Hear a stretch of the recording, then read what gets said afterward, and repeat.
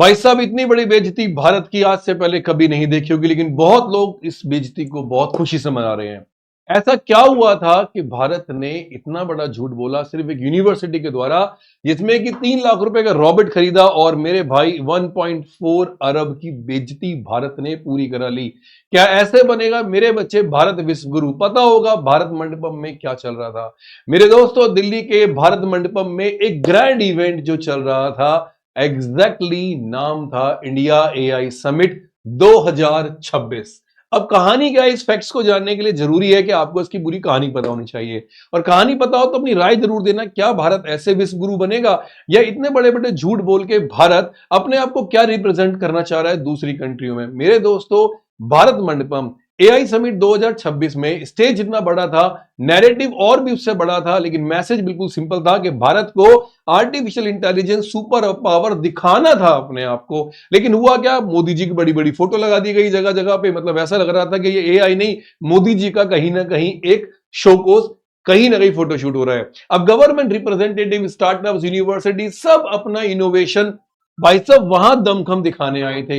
लेकिन हुआ क्या, एक रोबोटिक कुत्ते ने पूरे के पूरे समिट पर जाके मूत दिया। कैसे मूता मेरे भाई, मैं बताता हूं। सवाल उठ गया इस बात को, अरे ये इनोवेशन था या इंपोर्ट को इनोवेशन बना के दिखा दिया कि भैया आपने क्या करा, 3.5 लाख रुपए का कुत्ता खरीद लिया और बताया ये तो हमने पैदा किया है। अरे फैक्ट, अगर थोड़ा सा अनकंफर्टेबल क्वेश्चनिंग देखा जाए तो दोस्त यहां पे आप फंसते चले जाओगे। तो इस एआई समिट में क्या हुआ कि भारत एआई प्रभाव शिखर सम्मेलन 2026 में हुआ क्या, मैं बताता हूं। समिट का रियल ऑब्जेक्टिव क्या था, पहले समझना। इस एआई समिट का पर्पस एग्जैक्टली था क्या? भाई ग्लोबल इन्वेस्टर्स को इंप्रेस करना कि आप इंडिया में आओ, आप यहां पे अपने प्लांट्स लगाओ, इंडिया की एआई कैपेबिलिटी को हाईलाइट करो, कोलैबोरेशन अट्रैक्ट करना था, नेशनल टेक्नोलॉजी और क्रेडिबिलिटी को बिल्ड करना था। लेकिन मेरे भाई साहब, ये नॉर्मल कॉलेज एग्जीबिशन नहीं था। लेकिन यहां पर क्या हुआ, सरकार ने अपने आप को एआई पावर दिखाने के लिए कुछ ऐसे कॉलेजेस को बुला लिया जिसका नाम था गलगोटिया विश्वविद्यालय। अब इस गलगोटिया विश्वविद्यालय में एक प्रोफेसर थी, उनका नाम थोड़ी देर में डिस्कशन करेंगे, बहुत सुंदर मैडम थी। अब कहानी क्या हुई मेरे बच्चे, ये एक नेशनल स्टेज था और इस नेशनल स्टेज पर एक रूल होता है कि भैया अगर आपने किसी चीज को क्लेम कर दिया तो उसके एविडेंस आपको दिखाने पड़ेंगे। लेकिन अगर क्लेम बड़ा है तो प्रूफ और भी बड़ा होना चाहिए। ऐसा कुछ हुआ ही नहीं। अब यहां पर होती है एक कुत्ते की एंट्री, जिसका नाम था मेरे बच्चे ओरियन। सुना होगा आप लोगों ने, ये कुत्ता बहुत खतरनाक था मेरे बच्चे, इस कुत्ते का नाम था ओरियन। इवेंट में एक प्राइवेट यूनिवर्सिटी ने अपना स्टॉल लगा लिया। अब मेरी बात ध्यान से समझना, मैं आपको यहां पर बड़ी काम की बात बताता हूं। इवेंट में क्या हुआ कि इस गलगोटिया यूनिवर्सिटी ने एक मेरे बच्चे अपना क्या लगाया, इंस्टॉल लगवाया। क्योंकि जाहिर सी बात है इसके मालिक भी बीजेपी से कहीं ना कहीं कनेक्टेड है, तो इंस्टॉल आराम से लग गया। अब गलगोटिया यूनिवर्सिटी स्टॉल पर एक रोबोटिक कुत्ता डिस्प्ले किया गया और नाम बताया गया उसका ओरियन। अब मीडिया इंटरेक्शन हुआ, भैया मीडिया आएगी तो वो तो ऑलरेडी कुत्ते के पीछे पड़ गई। अब रिपोर्टेडली मेंशन हुआ कि भैया रॉबर्ट जो है सेंटर ऑफ एक्सीलेंस में डेवलप हुआ है। दैट मीन सीधा सीधा क्या कहना कि भैया ये तो गलगोटिया यूनिवर्सिटी ने ओरियन नामक कुत्ता जो है इन्होंने बनाया और सेंटर ऑफ एक्सीलेंस में इन्होंने इसको बनाया। अब महत्वपूर्ण सवाल ये हुआ मेरे बच्चे, लेकिन टेक कम्युनिटी ने एक इंटरेस्टिंग चीज नोटिस की कि रॉबर्ट का जो डिजाइन था वो चाइना में बने हुए कुत्ते के डिजाइन से बिल्कुल सिमिलर हुआ था। और इंटरनेट मेरे भाई कभी सोता तो है नहीं, तो उन्होंने क्या करा, उसकी रियलिटी चेक कर ली और देखा कि सेम कुत्ता, ऐसा कुत्ता चाइना में इतने डॉलर्स का यहां पर मिल रहा है। तो कुछ ही घंटों में कंपैरिजन इमेजेस सर्कुलेट होने लगी और रॉबर्ट आइडेंटिफाई हो गया। इसका नाम था यूनिटरी रोबोटिक्स का ZO2 मॉडल। क्या बोलते हैं, यूनिटरी रोबोटिक्स का ZO2 मॉडल। अब फैक्ट क्या हुआ, कमर्शियली अवेलेबल प्रोडक्ट है भैया, कोई भी जाके से खरीद लो। ग्लोबली रिसर्च लैब यूज करते हैं और ओपन मार्केट में इजीली सोल्ड होता है $1600 से लेके, यानी अप्रोक्स क्या कहा जाए तो मेरे बच्चों 1,60,000 से लेके आपको आराम से ये 4.5-5 लाख रुपए तक आराम से मिल जाता है। तो ये कोई सीक्रेट डिफेंस प्रोटोटाइप तो हुआ नहीं, कोई भी जाके खरीद लो, तुम खरीद लो ऐसा कुत्ता अपने घर में। तो ये एक परचेजेबल रिसर्च रोबोट था।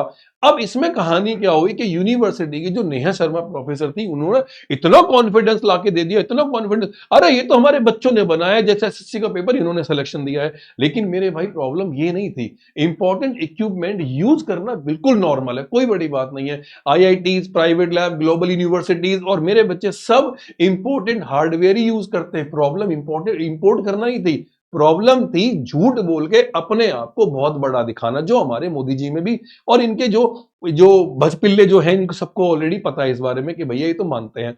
अब जैसे ही लोगों ने कंपैरिजन पोस्ट किया, सोशल मीडिया मेरे बच्चे गुस्सा शुरू हो गया। अब इंडियन इनोवेशन के नाम पे भैया तुम्हें तो पता है कि भारत में क्या हुआ, दिक्कत शुरू हुई।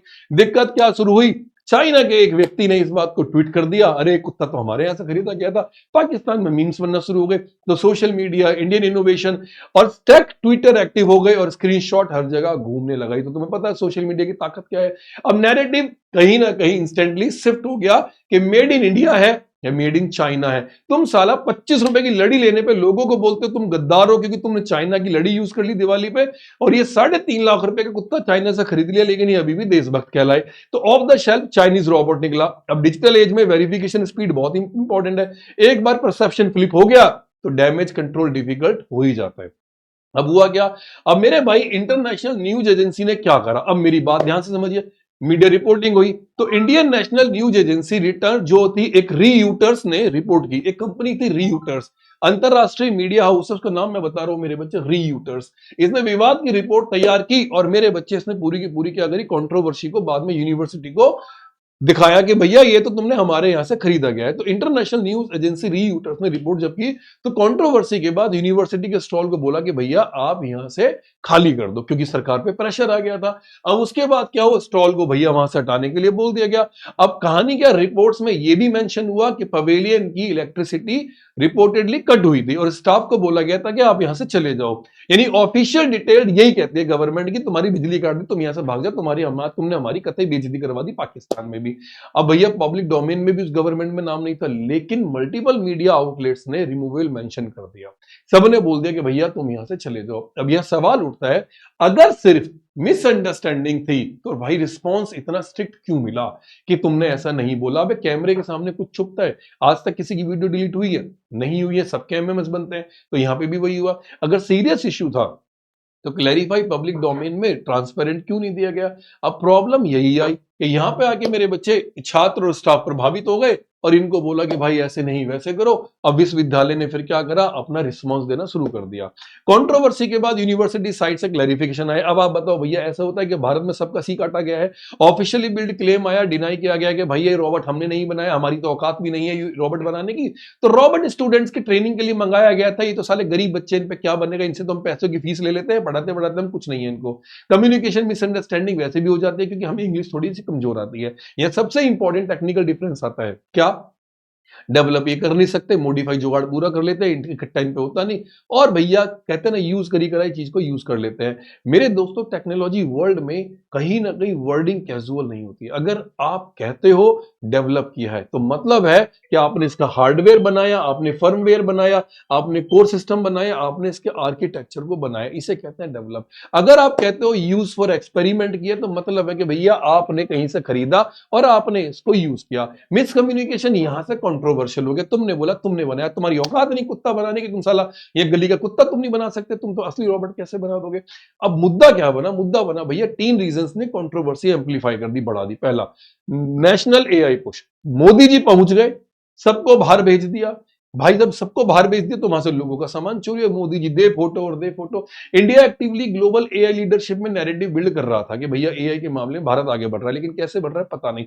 हम भाई साहब देखा जाए तो दुनिया में सबसे ज्यादा क्या है, कंज्यूमर्स हैं। हमारा खुद का कोई ऐप नहीं है। India China geopolitical relation sensitive backdrop create करता है हमेशा। चाइनीज प्रोडक्ट मेरे भाई एंगल ने इमोशनल रिएक्शन एम्पलीफाई कर दिया कि तुम साला हमारी चीजों को मना करोगे, तुम कैसे मना कर, कुत्ता हमारा इस्तेमाल किया, पट्टा भी हमारा ही होना चाहिए। यूनिवर्सिटीज को नॉलेज अथॉरिटी माना जाता था।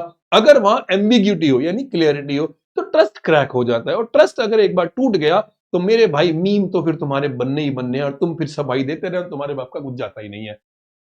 तो यहां पे अब तुम्हें समझ आया मूल समस्या क्या थी। अब समस्या ये हुई कि भैया इन्होंने जोश जोश में बोल तो दिया लेकिन समेटा इन पे रायता फिर भी नहीं जा रहा है। अब ऑनेस्ट बना, इंडिया स्ट्रांग है सॉफ्टवेयर सर्विस में, एआई एल्गोरिदम में, आईटी एक्सपोर्ट में, मेरे बच्चे डाटा साइंस में, लेकिन तुम रोबोटिक्स हार्डवेयर में अपने आप को बोलते हो कि तुम बहुत ही स्ट्रांग है। अरे मेरे भाई अभी तुम कहीं ना कहीं डेवलपिंग स्टेज में हो। इंपॉर्टेंट डेफिशिएंसी है मेरे भाई, आप डिपेंडेंसी पे हो, तुम्हें सामान बाहर से मंगाना पड़ेगा। और सबसे बड़ी बात, तुम्हारे पास हाई एंड एक्यूटेटर नहीं है, सेंसर नहीं, मैन्युफैक्चरिंग लिमिटेड है तुम्हारी, तुम कहां से कुत्ता बना लोगे। ये फेलियर नहीं है, ये ग्रोथ फेज है मेरे भाई। लेकिन ग्रोथ में ओवर क्लेम करना, ये तो हमने बना दिया, लॉन्ग टर्म की क्रेडिबिलिटी खत्म कर देगा, विश्वास नहीं होता किसी को कि तुम कुत्ता बना सकते हो। मेरे भाई स्टूडेंट्स के लिए लेसन है सबसे इंपॉर्टेंट सेक्शन। इस इंसिडेंट से तुमने क्या सीखा कमेंट में एक बार बताना। ओ ऑनलाइन कभी झूठ नहीं बोलना। मेरे बच्चे सबसे पहले क्या सीखा, इंपॉर्टेंट टूल्स शेमफुल नहीं होते। चाइना ने कोई प्रोडक्ट भेजा, शेमफुल नहीं है, यूज कर रहे हैं भाई साहब, सीखेंगे। दूसरा, प्रेजेंटेशन में वर्डिंग सर्जिकल प्रिसीजन चूज करो, जो भी बोलो सटीक बोलो। डेवलप किया है, यूज कर रहे हैं, बच्चों को सिखाने, डेवलप नहीं किया, सीख रहे। तीसरा, ब्रांडिंग शॉर्ट टर्म दे सकती है, क्रेडिबिलिटी लॉन्ग टर्म तक बिजनेस देगी। तो हमेशा ध्यान रखना, ब्रांडिंग पे ध्यान नहीं, क्रेडिबिलिटी पे ध्यान दो। इंटरनेट फैक्ट चेक से बचना इंपॉसिबल नहीं है मेरे भाई, हर चीज चेक करो। और रियल इनोवेशन में टाइम लगता है यार। तुम कहो 1 महीने पहले हमने कुत्ता बना दिया और तुम्हारा काम हो गया, पॉसिबल नहीं है। तो हमेशा ध्यान रखना मेरे बच्चे। मैं बताता हूं, इस कंट्रोवर्सी को एक यूनिवर्सिटी इंसिडेंटल मत देखो, ये एक रिमाइंडर है जहां पर भारत की छवि को और रेपुटेशन को मेरे बच्चे पूरी तरह से खत्म कर दिया गया है। पाकिस्तान इतने मीम्स बना रहा है, चाइना ऑलरेडी मीम्स बना रहा है, लेकिन अब इस बात को कौन समझे कि दोस्तों यहां पे आपके साथ जो भी हुआ भारत में बहुत बुरा हुआ, इसकी इमेज डाउन थी। और मेरे दोस्तों बता दूं कि टेक्नोलॉजी में हार्डवेयर से पहले रेपुटेशन बिल्ड होती है, और रेपुटेशन बिल्ड होती है ट्रांसपेरेंसी से। एआई समिट का बिगेस्ट कंपोनेंट रोबोट नहीं था, ट्रस्ट था, कि भारत अपने आप को रिप्रेजेंट कर रहा है दुनिया की उन कंपनीज के आगे कि हम एआई पे काम कर सकते हैं। लेकिन पहले ही दिन उसने ट्रस्ट तोड़ दिया। अगर ट्रस्ट मेरे बच्चे डेंट हो गया तो बहुत, मेरे बच्चे रोबोट कितना भी एडवांस हो, हेडलाइन हमेशा नेगेटिव ही बनेगी। तो क्या आपको लगता है कि जेन्युइन कम्युनिकेशन एरर था, या मेरे बच्चे प्रेजेंटेशन ओवर रीच थी? कमेंट में लिखना।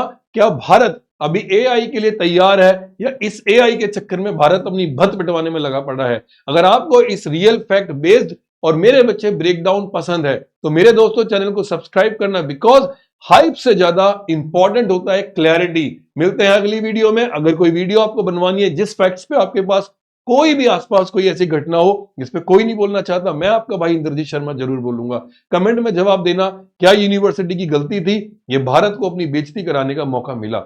जय हिंद दोस्तों।